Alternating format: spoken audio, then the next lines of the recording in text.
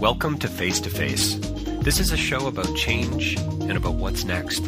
It's a show that wants to ask questions, peel back the layers of our average everyday experience, and go beyond scratching the surface.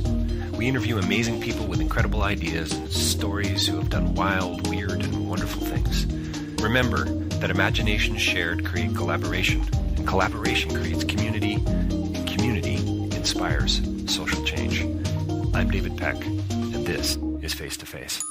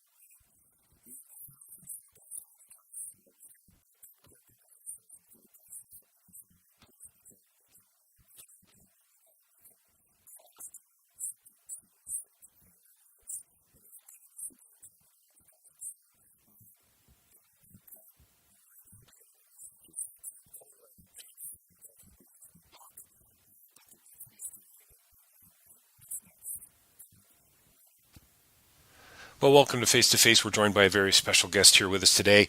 Well, not actually here with us. I mean, digitally here with us. James Fell joining us, I think, from somewhere in Calgary. We're here to talk about his new book, The Holy Shit Moment, How Lasting Change Can Happen in an Instant. James, thank you for taking the time to hang out with me online today.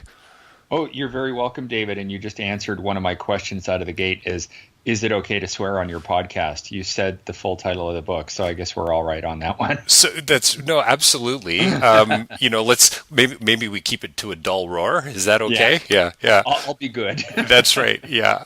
No, that's fine if it's going to help to make a point or get us across the finish line. Then I'm all for it. So how do you? That's a funny question to start right in on. I mean, I've got so many questions. And by the way, congratulations on the book.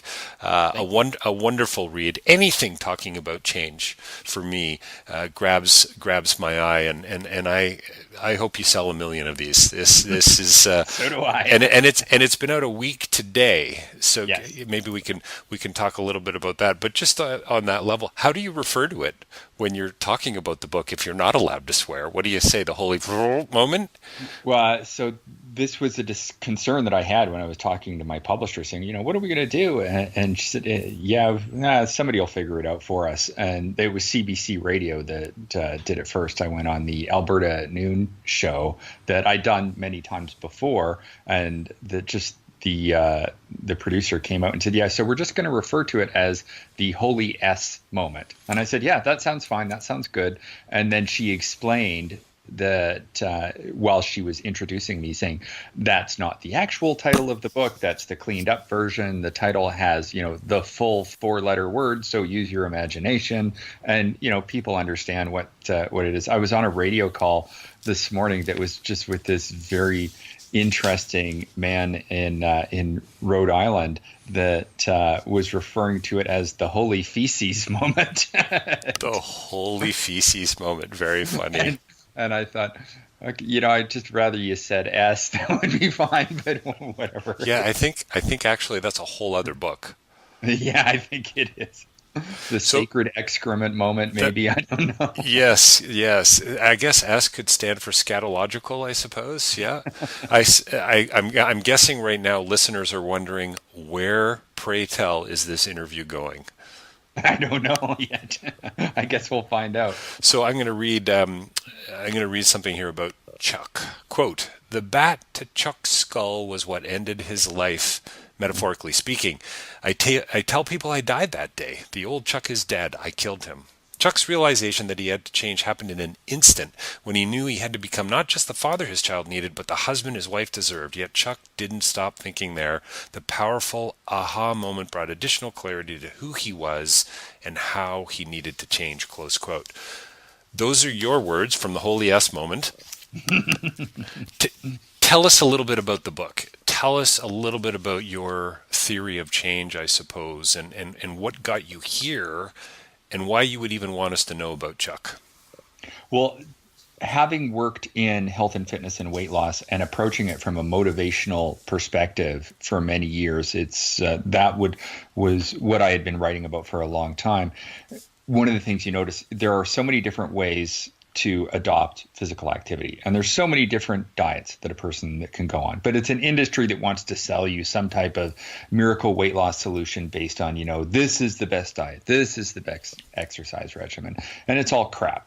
It's whatever appeals to that person the most. And in Chuck's example, he weighed over 400 pounds and had tried and failed to lose weight many times. And then because of a transformative experience, he was suddenly overwhelmingly motivated, where he knew that this time it was going to be successful. There's another quote in that chapter directly from Chuck where he said, "I didn't have to struggle with my motivation. It came built in." And the reason why is that he was no longer focusing on the behaviors, the actions that he had to take in order to lose weight, but he transformed at a core level of his identity and his values, where what happens when you go through that identity change, you read about how, the old Chuck was dead, that all of your actions and behaviors just sync up in line, so that moving forward, it seems like it's effortless, because what was once drudgery now comes to feel like this is your destiny that needs to be fulfilled. And that is one of the big problems that we see with behavior change, is that the focus is on the behavior rather than your core identity. And we talk about micro changes to slowly develop habits where you drag yourself over some type of a motivational tipping point where you can just develop a routine via, grit and discipline, and it becomes sticky. And yes, that approach does work, and I don't throw it out completely, but the adherence rates are not so great. And one of the reasons why I decided to look into this book as an idea was because I had experienced something like this, a transformative event, a holy shit moment that really changed my life. And I done some research and talked to people and found out that many other people had as well, that there was a completely different way to approach behavior change, where if you had some type of peak experience that altered your identity, all of a sudden, you may discover that those behaviors that you've been struggling to change via baby steps suddenly become an effortless shift of mindset, where you're driven to do this, and it's like this, you become unstoppable. James, is this, I mean, I have so many questions. I love everything I'm hearing, by the way.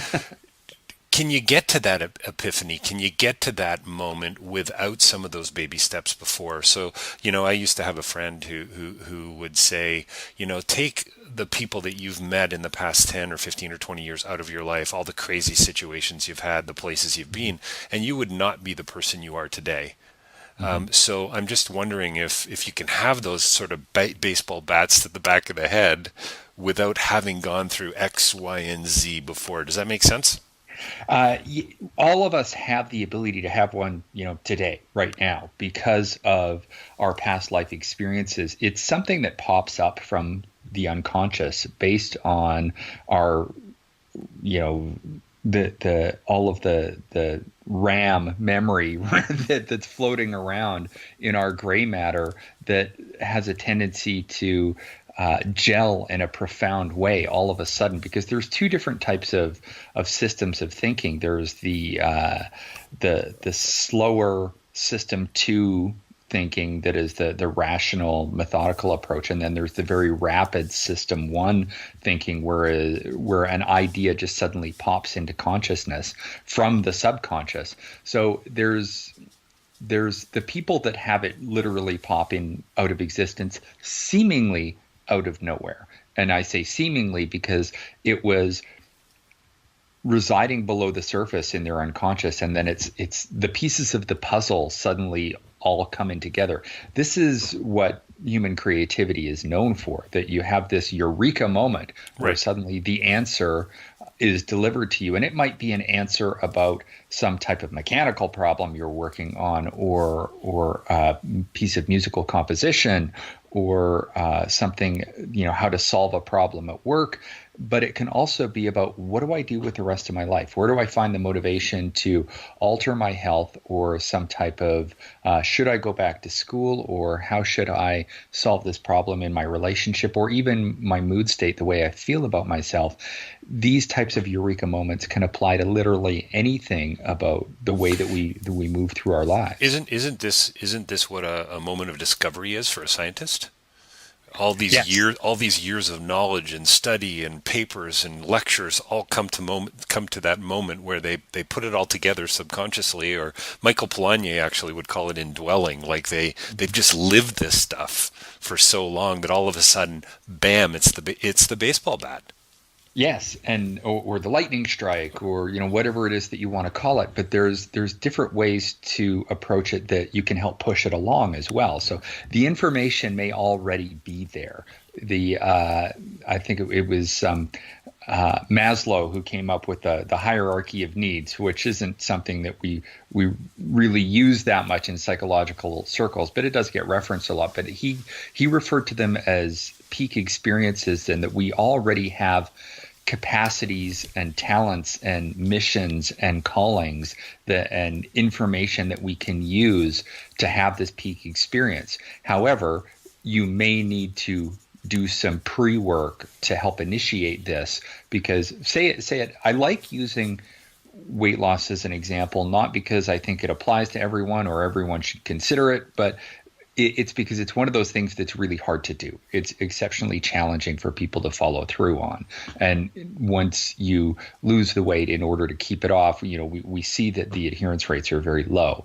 And it may be that you need to engage in some of that baby steps, be a tortoise, not a hare approach, in order to have the sudden realization that this is something that you can be very motivated to do. Like the example of Leslie in the introduction, the fencer, who she slogged at fencing for a couple of months, not really enjoying it, not feeling like this was anything that was of importance to her. And then during class one day, she had that sudden transformative experience where she realized, I'm going to get as good at this as I possibly can. And 10 years later, won that silver medal at the North American level. The way that I look at motivation is that it's like a mountain, where if you have absolutely no motivation to do anything to work toward a goal, you're down at the base of the mountain. And so we what? would see the. Yeah, sorry, James. Yeah, sorry. Just two things. One, my son has been doing some fencing over the last couple of years. He's 13 years old, so yeah, I couldn't help but smile at that. And there's something about it, and I don't know if there's a connection here or not, but there's a precision, right? To fencing. I don't know if you've ever Yes. done it. My wife and I, Elizabeth, did I it have. once, Yes. and it's crazy talk, by the way. I mean, it is a workout. Like, it is Yeah. so challenging to get through it. But I'm one couple questions in here. There's something about the precision there. And then I wonder, like, as in Leslie's case, I mean, the Eureka moment, the lightning bolt got her to the work that she had to do. Like, she Yes. still had to do all this work. I mean, it Yeah. was all the motivation, get out of bed early, practice, rehearse, know your opponent, and so on. So it's not just the defining moment that matters. It's the defining moment that gets you to what's next. And it's the follow through of Right. realizing that yes, there is all of this work that you have to do, but Right. it's not drudgery. It's you're Right. looking forward to it. It's something you feel There's life in compelled and it. driven to do. There's life in the work. Exactly. And back to the mountain analogy. So if you have no motivation to work toward this goal, you're at the base of the mountain, and the peak of the mountain would represent 100% motivation to do all of the work with inspired vigor. Now, if you're down at the base of the mountain and you think, okay, well, this is a goal that you would like to pursue, you don't just sit there hanging out at the base waiting for sudden inspiration to arrive and materialize you at the top. Sometimes that does happen, but it is more effective if you do that baby steps approach of start hiking a while, and you're you're acting like a tortoise, but you're thinking like a hare, where you could be transported either to the peak of motivational mountain, or at least much closer to the top along the way. That these are things that can work in conjunction with one another. I don't throw out the whole slow and steady approach. I actually recommend it while being attuned to the possibility of seeing a massive leap in your motivation. Is it about? Is it really just about choice? Is this an existential decision that this is about getting out of bed in the morning for all the right reasons? I don't think it's so much a decision as it is a sudden awakening. In some ways, so it's coming from you, but at the same time, it feels like it's happening to you. That choice is not a great word, because when you feel overwhelmingly compelled that I must do this, choice kind of goes out the window, and that's one of the reasons why they're so incredibly motivating. Because it's like a sudden passion unleashed, where we've gone from just making rational decisions. Oh, this seems like, based on this mathematical analysis of the scenario, I have decided that the most logical decision is for me to do this. Well, that's not terribly inspiring. That's, it's not one of those things where that really has a tendency to drive people forward.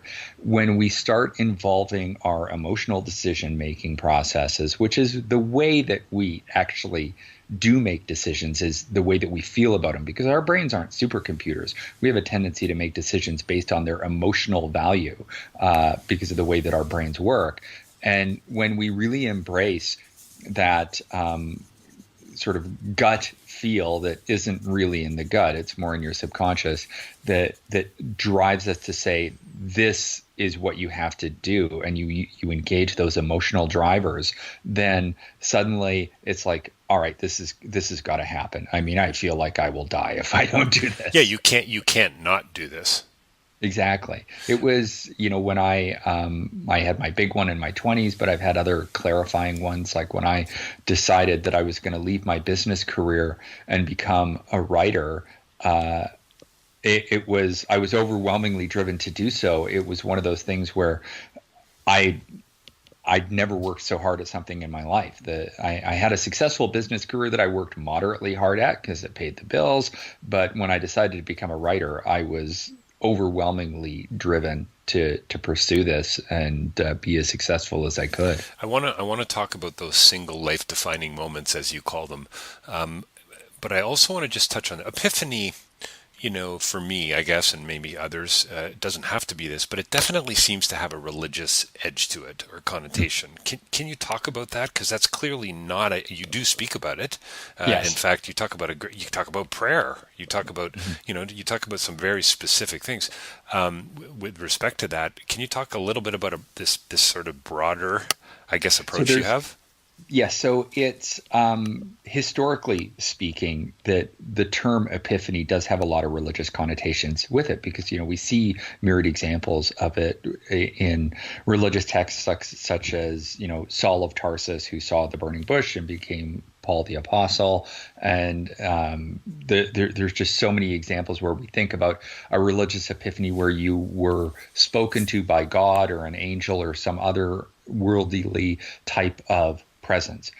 And those people have those types of epiphanies today where they believe that there's a woman in the book who had a near-death experience in a hospital room where, she did die and was brought back to life and had that type of religious, otherworldly epiphany. There was another man who had been diagnosed with MS, and then the religious experience that he had after that. And so that is what is called a mystical type of epiphany. Excuse me. But there's also the insightful type. And the ones that I've experienced are more insightful in nature, where it's the answering of a question, where it's that creative brain going into overdrive, where you've had this problem in your life. And maybe you didn't even know that you had the problem, but maybe it was nagging at you subconsciously, where you just kind of knew something wasn't right, or there were a number of little problems that sort of achieved totality. It's called crystallization of discontent, where you reach something akin to a breaking point, and suddenly the solution to the problem is presented to you, where it's like, this is the answer. And it comes with an overwhelming sense of rightness because you've been waiting for this. And then here it comes, boom, you instantly know that this is the right thing that you have to do. There's a deep emotional wave because you're happy. It's like, hooray, this is the answer. These problems are going to go away because now I know how to fix them. So that's the insightful type. The mystical type is more rooted in someone having a type of religious experience. That it doesn't have to be necessarily associated with any individual type of faith. It can happen to someone who is an atheist, but they just have some type of experience that. And the thing is that it doesn't matter what your individual beliefs are. That God does not have to exist in order for a person to have this type of experience, because we know that people have these experiences, that they believe that God or an angel or whatever said, this is what you have to do, or it's just a sense of peace. Right. And we don't know what's on the other end of it. It happens. It's the catalyst. Yeah. The reality is that people have these experiences and they're profound for that person, and they change that person's life, whether or not the causation of it was otherworldly or no, we don't know. And it doesn't really matter because the experience still happened for that person. So okay. So I'm 53. Let's say I'm married. I'm meandering along. I don't think, and maybe you would challenge me on this if you were interviewing me, let's say, I don't really feel like I've had a single life-defining moment, and yet I don't feel quite satisfied. You talk about happiness and Aristotle later in the book, which certainly got my attention, and I'd love to chat some more about that too, but what's going to get me there is, you talk about mindfulness, you talk about being open to experiences, and wonderful advice and things that we need to do. Is it a couple of shots of vodka in a row? Is that going to get me on the right track here, James? What are we talking about? Well, from a very big picture perspective, and I don't know what it is that you do in your spare time, but I know that most people seem to have developed a fear about being alone with their thoughts. That we see that I don't want to be one of those old curmudgeons. You spend too much time on your fancy little internet box in your hand there. But I think that there is tremendous value in unplugging, because this type of epiphany will not take place if you're distracted with something else that commands your attention. You need to instead be in an environment where your attention can be seduced by your surroundings. Shower thoughts are a great one. Now they're making waterproof phones so people don't ever have to put their phone down. They can take their phone in the shower, and they're missing out. Like I had a great shower thought just yesterday about another book idea, and so shower thoughts are very powerful because as long That as you should don't be, take by your the way, phone that should be the title of your next book. Shower maybe. thoughts. Yeah. That you're away from technological distraction. It's not an intellectually demanding task. It's something, you're going through motions that you've done thousands of times before. You don't have to think about it. You've got the white noise effect of the water. It's comfortable. You're in a relaxed state. So we can have all sorts of great there's an example of a woman in the book that was considering suicide, and it was because of a shower thought that dramatically changed her life, that said, this is what you have to do.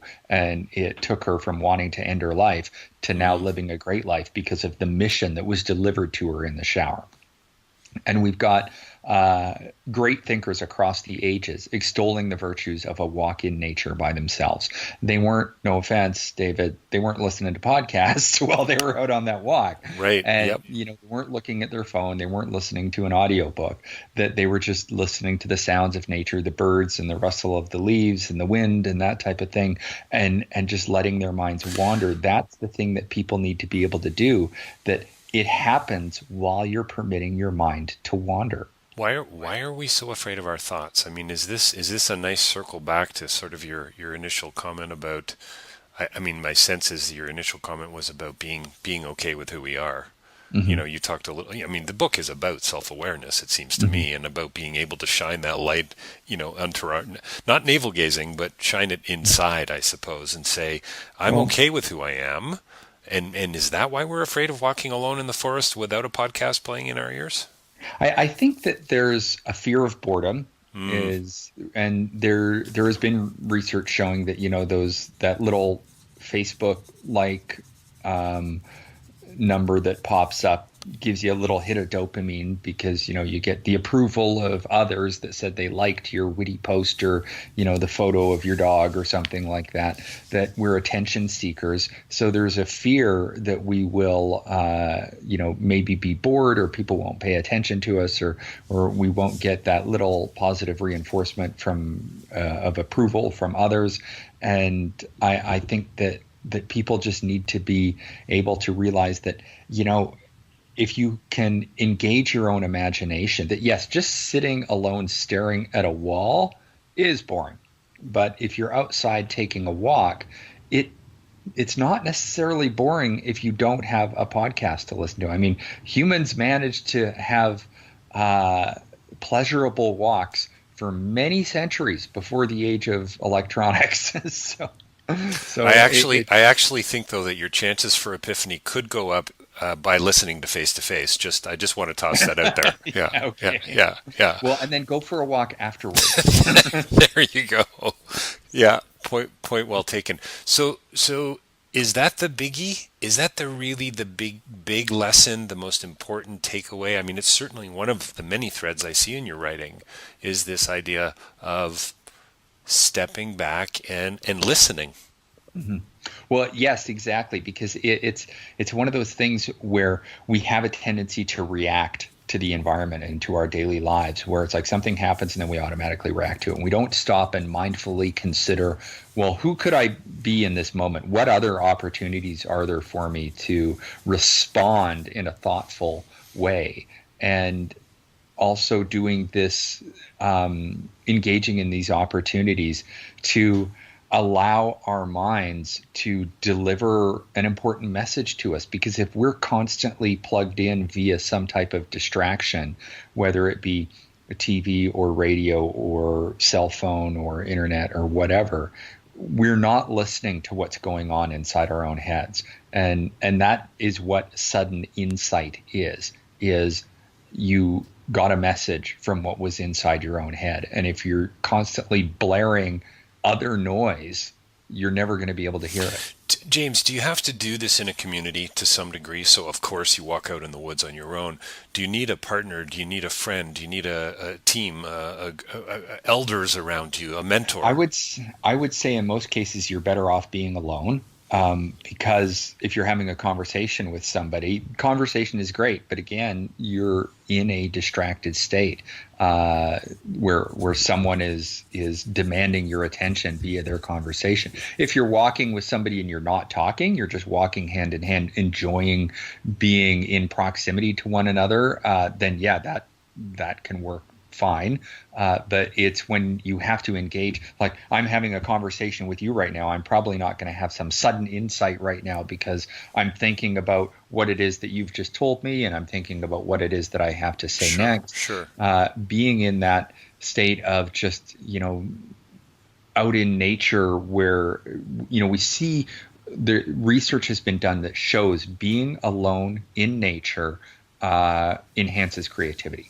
They have scientific evidence to show that this is the case. And this is all about enhancing your creative thought, because we're looking for the answer to the question of our lives, or either all of it or just a small part of it. And that's how we're going to find it, is in this type of, it's not going to happen when you're scrolling through Facebook. How come? So believe it or not, we're coming to the near to the end of the interview, which I can't believe. And I knew, as I suspected, I knew we were going to barely scratch the surface on this stuff. I love this kind of conversation, and the revelations to me, they bubble to the surface one after the other. Do we really need any more motivational books? I would say yes, because I wrote one. Go buy it. That's right. When I got into writing about health and fitness 10 years ago, I started that because I became the writer that I wanted to read. At the time, 10 years ago, I wasn't really impressed with what was out there. There was a lot of BS. There was a lot of, group hug, you can do it, go girl, Oprah voice on one end, and then you've got the chest thumping testosterone fueled alpha bro stuff on the other end, and I really didn't like it. I just thought, this is obnoxious, or it's just not my thing, and so I started writing for a local magazine, and then within a year I had a column in the Los Angeles Times, despite living in Canada, and so there seemed to be a call for that, and I have to admit, I have not read a lot of self-help books because they didn't really have what it was that I felt that I wanted, which, for one, was a lot of science. I felt that most self-help books were missing out on the scientific aspect, and they were sort of a rah, you can do it ad nauseum, or then there's, now there's the anti-self-help book, but there, and I'm not saying that there aren't any good ones. There actually are a number of good ones that I ended up reading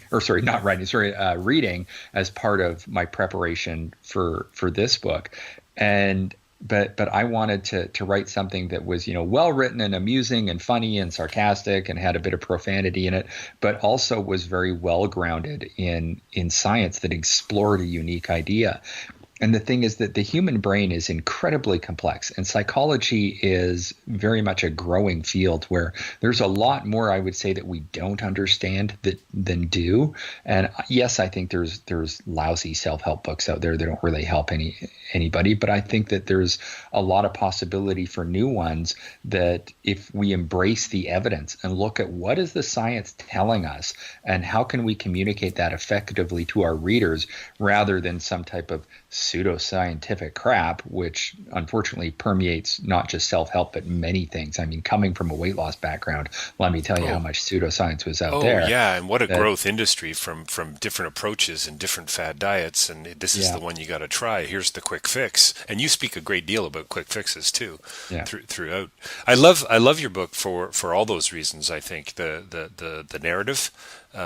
Your profanity, your deep sense of humanity as well. Frankly, just it's rooted in. Here are my observations. I've read a lot of books. I've made a lot of connections. I love the connections. I think it makes it very authentic. And I'm glad that you appreciate that. That was one of the things that when I started writing the book, it was one of those things that just sort of made me feel like I'm not going to hold back who I am and what I believe. That there are it's certainly a very liberal leaning book. That I interviewed Catherine Switzer about her decision to change the world in terms of getting more women into running. So that's a very pro-feminism type of message. There's a woman who had a sudden epiphany about her gender identity. So I think, your typical Ford Nation voter or whatever might not appreciate that, and I don't care. And there's the stuff about eudaimonia where it's not just about being happy, it's about having a purpose in life that is not just something that is valuable for you, but can help make the world a better place. So I'm very encouraging of people doing things that aren't just for themselves, but their community at large. That, I think that, we can all be better people, not just for ourselves, but for others. Absolutely. I love that. What a beautiful way sort of to come to almost to a close in the interview. No, it really is. This is about self-help, but it's also about reaching out into the community, into the world. And that's kind of the work that I'm involved in. And so I love that. And like I said, I hope you sell 1 million copies. So quote, just because from chapter 9, nudging toward the leap, and we've got to wrap it up here in a couple of minutes, but here James Fell in let me get the subtitle right, How Lasting Change Can Happen in an Instant, the Holy S Moment.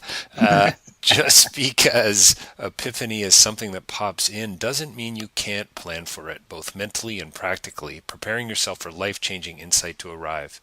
You may not be able to determine when it will happen, but there is plenty of strategic work to be done to skew the odds regarding if it will, close quote. I mean, it's a real sort of, I think, after our conversation and reading the book, I think it's a real affirmation and frankly, a real challenge to listeners out there to roll up their sleeves and dive in, it seems to me. It's certainly an enigmatic event. That it's not like a blueprint for building a house where at the end of it you have a house. There is fair enough. We're making our best efforts and we're crossing our fingers and hoping for the best. I did design the book in such a way that, okay, if you go through it and even, years later you never had that life-changing epiphany, the steps that you go through are still valuable. It wasn't a total waste of time. And I also, I like to think that maybe you learned some stuff, some science, and had an enjoyable read at the same time. Well, it's marvelous. The quotes, the stories, the narrative evidence that you have, frankly, is more appealing to me as a philosopher and a film lover than the scientific data that you bring to the table. But I love what you've done with the book. It's let's call it what it is. It's the Holy Shit Moment by James Fell. How lasting change can happen in an instant. James, thanks so much for your time today. I really appreciate it. Oh, thank you for having me on the show, David.